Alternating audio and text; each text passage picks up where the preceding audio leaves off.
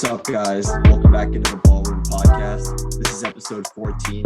I'm your host, Rohan and Arav, and as always, I'm here with my good friend and co-host, Arav Bagwadi. Arav, what's going on? I'm good, Rohan. We had some high quality basketball in the game ones of the conference finals. Should we get straight into it? Yeah, let's do it.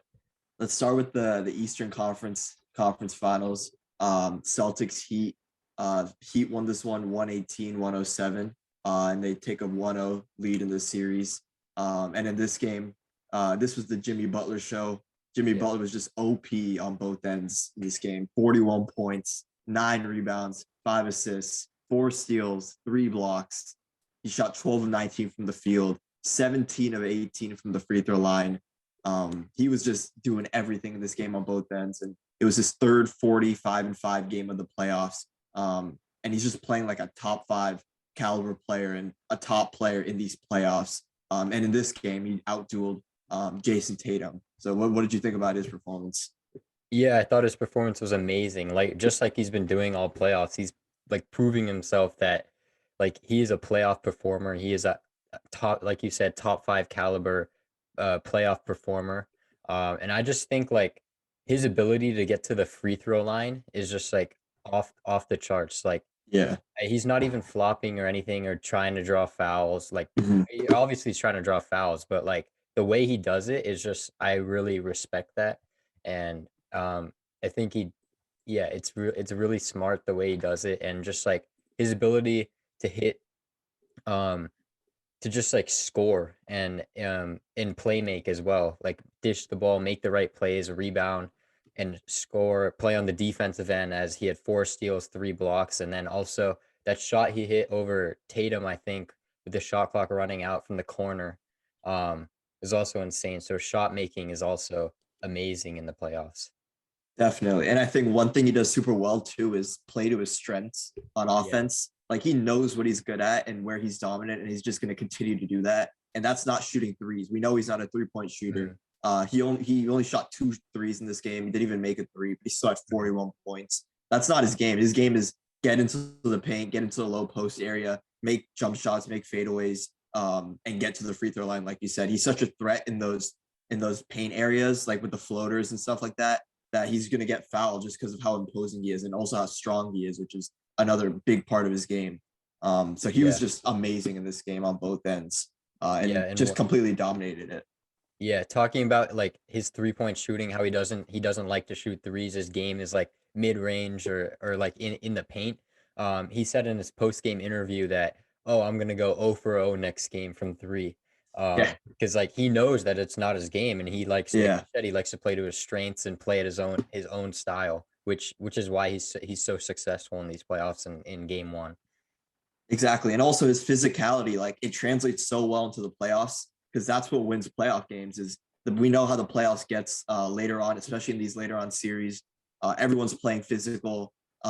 It's just a battle on both ends of the floor, and the way he's able to just impose himself and be such a dominant force in the paint in the mid range, like that's winning basketball. And he continues Yeah, to say that he's just trying to make winning basketball plays on the floor. If it's not scoring, it's getting his teammates involved, making the right plays, and that's how the Heat play, right? Winning basketball. They're a winning exactly, franchise, and they have a winning system. And exactly. in the third quarter, we obviously saw what they were able to do. They outscored the Celtics 39-14 in the third quarter, which pretty much helped them take control of this game after being down 13 in the first half and down 8 at halftime. So that third quarter was just crucial for them, and they just completely upped their physicality in that third quarter. Their defense was just swarming. They were forcing deflections, diving for loose balls, and getting just multiple steals and blocks. Jimmy Butler alone outscored the Celtics in the third quarter, 17-14, which is just unreal. But not even that, his defense is just unbelievable. He had those 2 back-to-back steals Yeah, where he anticipated the pass and then just went coast to coast for the easy 2, and that kind of just changed the momentum of the game completely. Like they were able to just continue to turn that defense into offense, and then just swarmed the Celtics. Celtics weren't able to score at all. They held the Celtics to just 2 of 15 in the third quarter. They made just 2 field goals. The Celtics did. The Celtics didn't have a field goal in the first 6 minutes of the quarter, which is unbelievable. Yeah, that's crazy. Like And they were like, everywhere. yeah, I mean, it's like going 2 of 15 in a quarter and not scoring and not making a field goal in the first half of a quarter. It's Yeah, not going to win you games, especially in the conference finals against the Heat. So I think, yeah, obviously, like the Heat just took over in the third quarter, and like the Celtics just did not play up to their standards at all in the third quarter. Uh, like mainly because of the Heat defense, like as you said, the swarming deflections. They had some insane blocks. Bam Adebayo had some insane blocks in the third quarter, including that one on Jaylen Brown where he just like spiked the ball and it wedged against the rim, between the rim and the backboard, and just got stuck yeah, there. that was Which was nasty. insane. My reaction to that was just like, what just happening?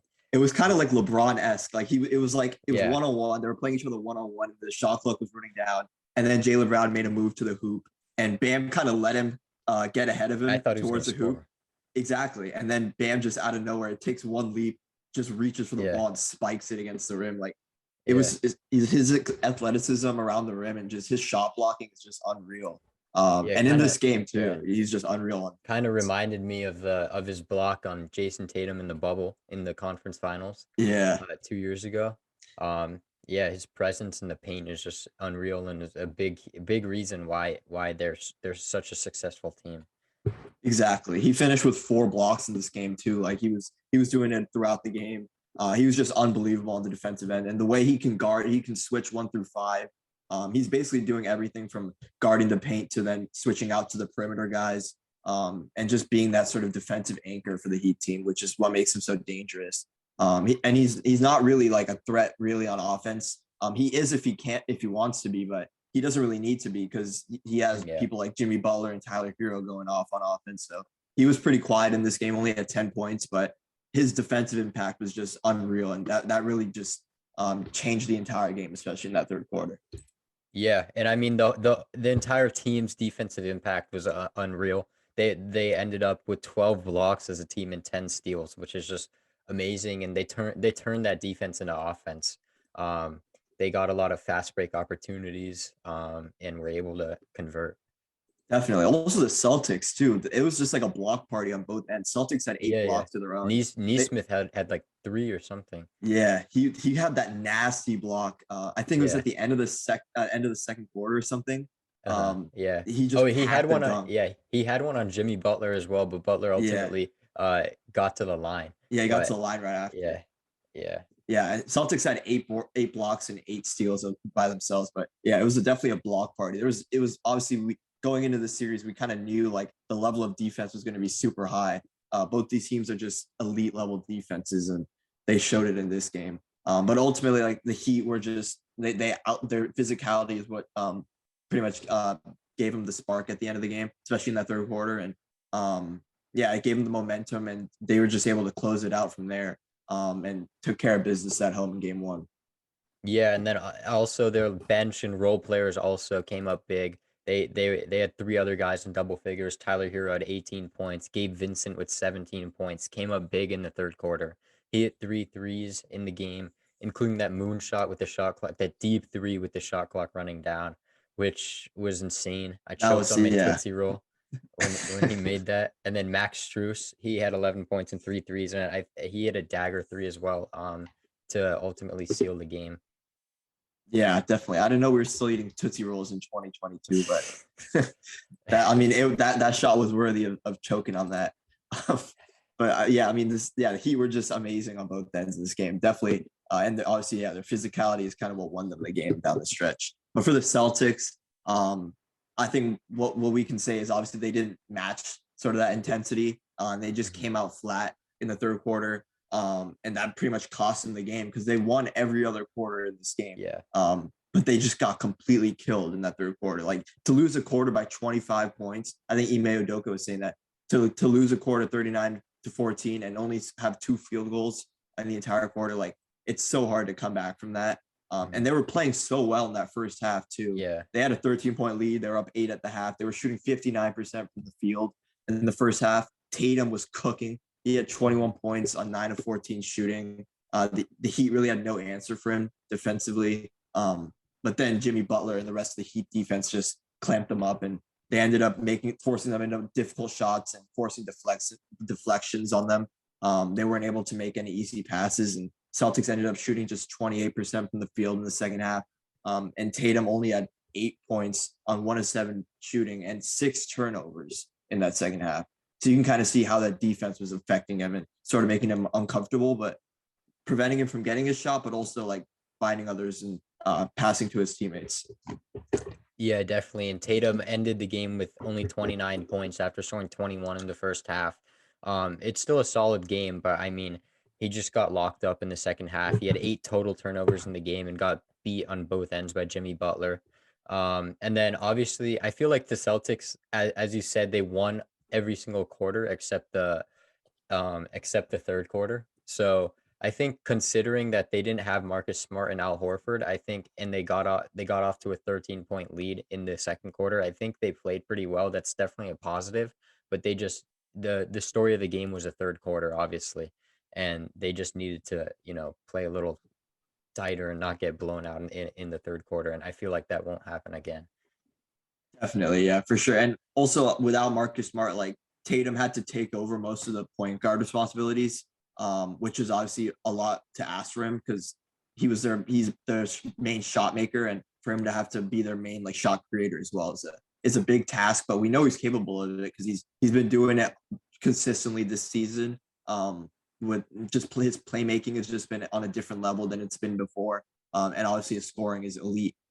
So obviously the Heat defense kind of made it difficult for him to do both in this game. And when you're going up against an elite defense like the Heat, it's just going to make it 10 times harder. Also, they're coming off a game 7 2 days ago in a really physical series against the Bucks. So this team obviously fatigued a bit.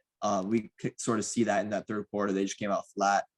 So that's definitely a factor into the way they came out in that second half. But I mean, yeah, they had solid contributions across the board. I thought Jaylen Brown was solid with he had 24 points and 10 boards. He had 17 in the second half when Jason Tatum wasn't really able to get it cooking, and Jaylen Brown really picked up some of that scoring slack.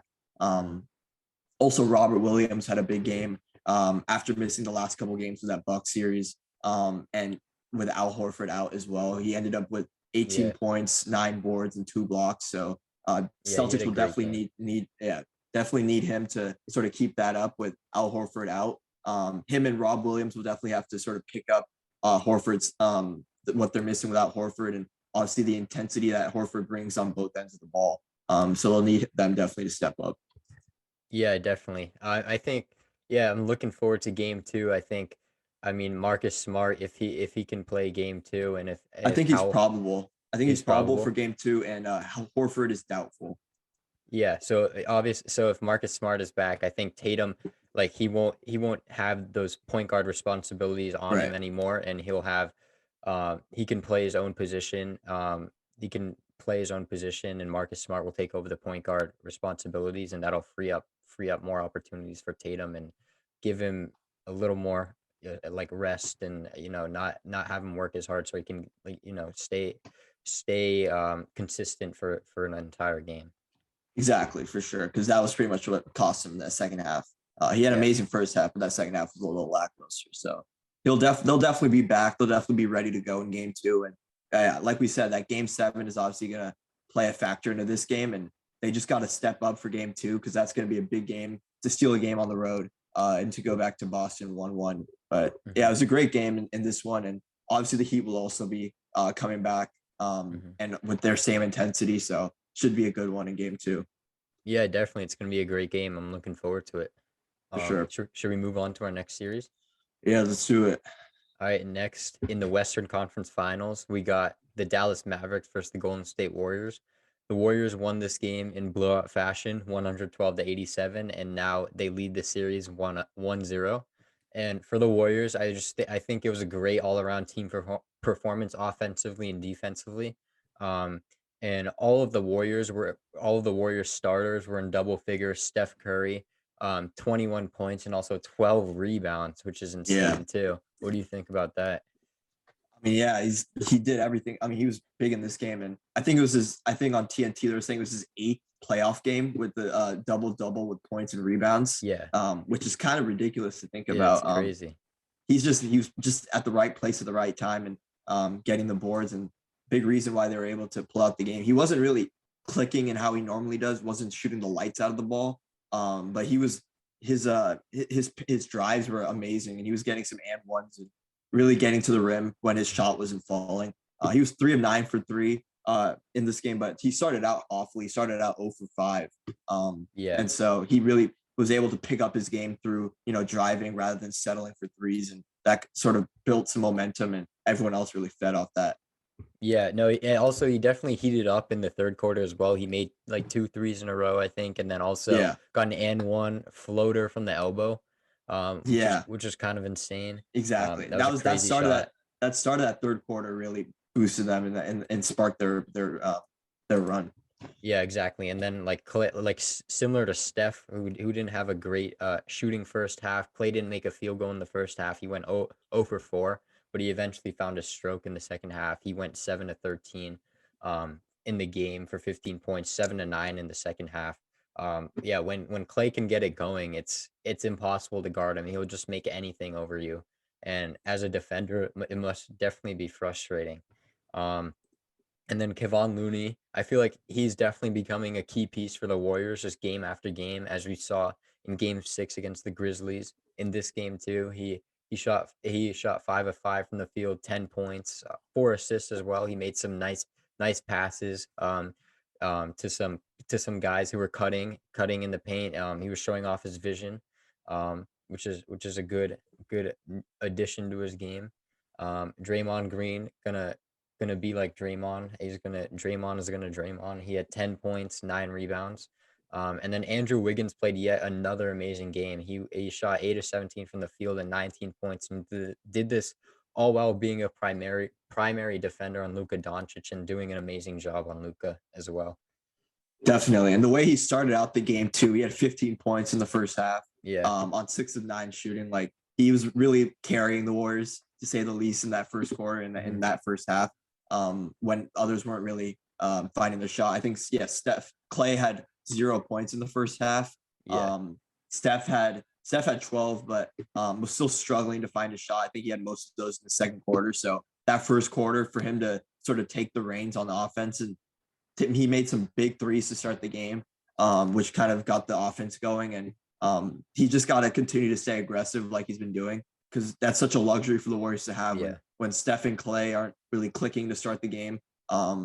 Usually the offense is kind of stagnant, but if you have Wiggins sort of making shots and being aggressive on offense, that's going to be huge for them going forward. Yeah, definitely. I think the key for Andrew Wiggins on offense is just like if he stays aggressive. Steph was saying in his post game interview, just like Wiggins needs to stay aggressive and also be a force on defense, with Luka Doncic, and his job is the primary defender on Luka, and he showed in game 1 that he has what it takes to lock Luka up, and yeah, he did that, and like his ability to score and play amazing defense at the same time shows how good of a player he is and how good he can be. Um, and yeah, Jordan Poole also had a great game. He shot 8 of 12 from the field, 19 points. Also showed off his elite footwork on some plays. Like that one layup he made. He showed some nice footwork, and then that circus shot to beat the third quarter buzzer. Like just stepped through inside the arc and just like threw it up and it went in. Yeah, that was a strange play. He Yeah, kind it of like was stopped on strange. a dime, and then he like Yeah. moved his right pivot foot like to like the top of the key, and then he just like decided to fling it up because there was like 1 second left, and somehow it went in. I was a little bit confused, but I kind of had a feeling it was going to go into, I just knew it because was of gonna how, go in. They because were it's just so hitting anything too. unorthodox. Yeah. I mean, yeah, he makes those shots. That's part of his game. I mean, Exactly.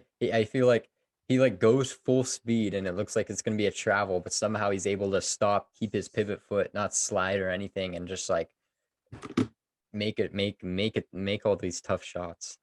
Exactly. And that's agility and balance, definitely, but also Yeah. his touch is unbelievable. We've seen that he's one of the better shooters in the league now, and continuing to do it, being that third splash, bro. Yeah, definitely. Yeah.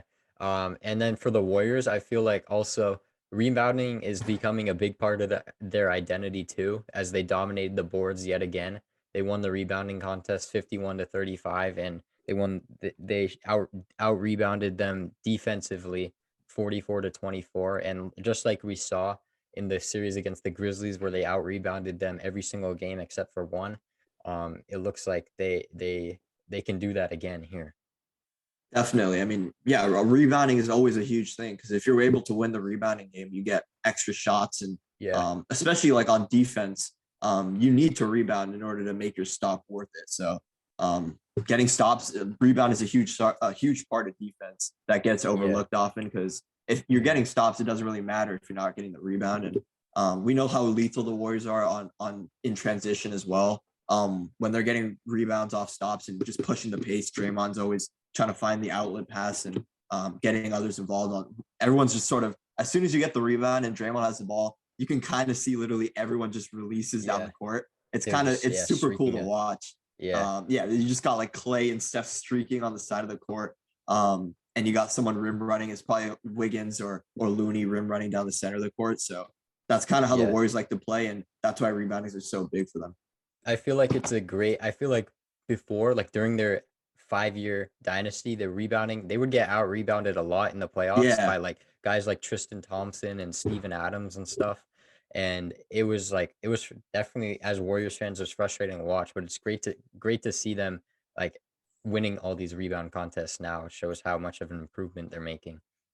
yeah, for sure. I think in that era too, like we were usually playing centers who were like more system centers. Like they weren't big guys who were gonna get rebounds and defend at a high level, rim protect. Like it was guys like Zaza Pachulia who was just gonna play the system, be like a. It was similar to like what Bielitsa does for us, right? He's not gonna be a massive rebounder or protect the paint at a high level, but he's gonna make the right passes and sort of play along with the system with like all the shooters sort of running around the three. So that's a big reason why we weren't a big rebounding team back then, and obviously now with Looney and his development, he used to play back then too, but the way he's Yeah. developed as a player, he's gotten a lot stronger. His defense is impeccable now, and now he's a big reason why we're able to win these rebound battles. Yeah, definitely. And I feel that also their ball movement was just superb in this game. Although they had 15 turnovers, they also like made the easy passes at the right time and found the open guy in the paint for open layups instead of like, always try to make the extremely difficult passes, squeeze the ball through passing lanes and stuff. Exactly, and that's kind of where we saw the weakness of the Warriors when they were trying to Mhm. just do too much on offense, making trying to make the perfect pass every time down the court. A lot of that had to do with sort of the defense that they were playing against and sort of trying to force the issue because they weren't getting great looks. But I think in this game they sort of played more, I guess, calculated and they weren't rushing it as much, trying to get the best look possible. And they were getting better looks and getting their space and not forcing it, which Draymond tends to do. But in this game, he was making some really smart passes. Yeah. And then also on defense, the Mavericks, they tried to keep switching their guards onto Kevon Looney, but I feel like Looney continued to hold his ground for the most part on these guards, which shows like how much he's improved as a defender as well. For sure, yeah. I mean, he's proven that he can defend like elite perimeter guards. Like especially when they're trying to blow past him, he's able to sort of keep. He's light on his feet, like underratedly light on his feet, and so that's allowed him to sort of be able to guard 1 through 5. And a big reason why Kirk kind of trusts him in these situations too, because a lot of times you think, oh, you need to go small when the Mavs are playing 5 out or they have someone like Kleba at the 5, but Looney's able to hold his own. Although he's not a threat, sort of on the perimeter and shooting the ball or anything like that. Although he did make that really nice pull up jumper at the end of the Yeah. shot clock. He showed his range there, but typically he's not making those. He's not spreading the floor for them. But on defense is where he becomes clutch for them, and his versatility there is a big reason that their defense was so good in this game. Yeah, and I mean for the Mavericks, I feel like they just couldn't overcome the swarming and stifling Warriors defense. It caused them to turn the ball over a lot, and along with the Warriors defense, they simply just missed a ton of open shots, Yeah, especially in the first quarter. They shot 22.9% from three. They shot 48 threes and only made 11 of them, and they only shot 36% from the field. But I feel like um each game though, Dallas, they're just gonna keep shooting the ball, like because that's part of who they are. That's part of how they play, and eventually these shots are gonna start to fall, just like how we saw in the Sun series. So the Warriors definitely have to prepare for that. Definitely. I think in that first quarter, especially, they took 19 threes in the first quarter and only made three. And I think I would say probably like 75% of them were pretty much wide open threes that they would typically hit. There was that one possession where Reggie Bullock had two back-to-back wide open threes, and then they get the rebound again. And then Brunson had a wide open three and they missed it. So they missed three wide open threes in that one possession. And that kind of just stuck with them throughout the quarter. They were just ice Yeah. cold. And I think if they made even like six more of those threes, like they would have won the quarter because they were only down 10 after the first quarter. So I think the Warriors kind of got bailed out there. And we don't expect the Mavs to shoot this poorly again. We've seen it though, like they shoot poor in some games, and they'll go ballistic in some games. So they'll live and die by the three. We've seen that in the last series and the Utah series, and they're going to continue to do it. And the Warriors just have to be careful with the amount they allow the Mavs to shoot because they're a really good shooting 3-point shooting team. And so when all these guys sort of start to find their rhythm, they're definitely going to be dangerous. Yeah, for sure. And Luka Doncic in this game, he went 6 of 18 from the field, shot only 3 of 10 from three. He also had 7 turnovers and 20 points in the game. So clearly he was, a little bit the Warriors defense definitely put him under pressure. The Warriors were playing zone and box and one on defense, which definitely put him under a lot of pressure. He wasn't really used to it. The Warriors like stripped him a lot, blocked him a lot, frustrated him a lot as well. And then Jalen Brunson also only shot 6 of 16 from the field. He didn't make a three, 0 for 5, and then 14 points. And Bullock 4 of 12 from the fields, and only made three threes, 3 of 10, and 12 points. And then nobody else really produced besides Dinwiddie. Dinwiddie was the only one who produced off the bench. He had 17 points. But one thing to note is that Luka kept holding onto his right shoulder throughout the game, so hopefully he's okay. But he should be okay. He'll probably He'll probably get it taped up and should be good to go. But I mean, he also should will probably need to make some adjust. I mean, the whole Mavericks team as in general just probably needs to make adjustments offensively to the Warriors defense and also simply just needs to make their open shots. Yeah, I would say in general, I thought the shots they were getting were really good in that first Mhm. half and throughout the game, right? I think it was just the difference was just they didn't make shots. So I don't think they really have that much to look into, obviously, right? They got really swarmed up. And Luka was obviously getting clamped by Wiggins and everyone. And so obviously they had that to look at. But in general, I think in terms of the shots they were getting really good looks and they just weren't able to make them. And I think in game two, if they're continuing to execute their offense like that, they're definitely going to start hitting shots and they'll be right in this game because that was the difference of the game, just not making shots.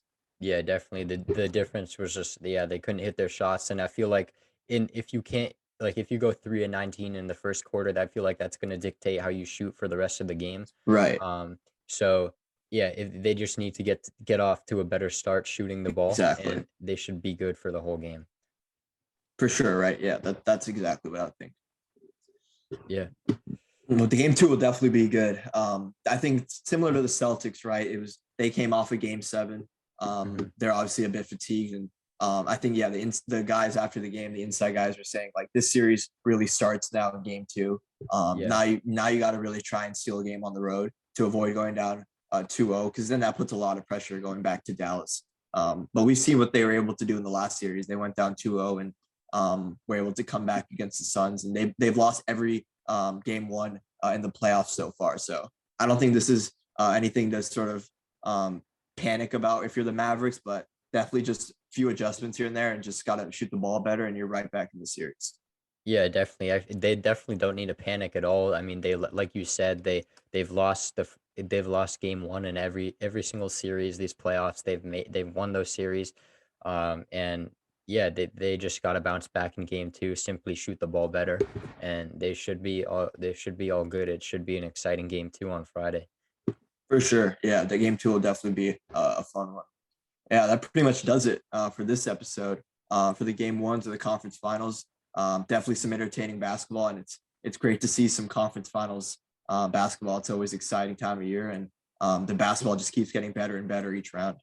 Yeah, it's gonna keep getting better and better, and I'm looking forward to seeing how the rest of the conference finals, both East and West, turn out. Yeah, thank you guys for joining us. We'll see you guys next time. Definitely. See you guys after the game twos.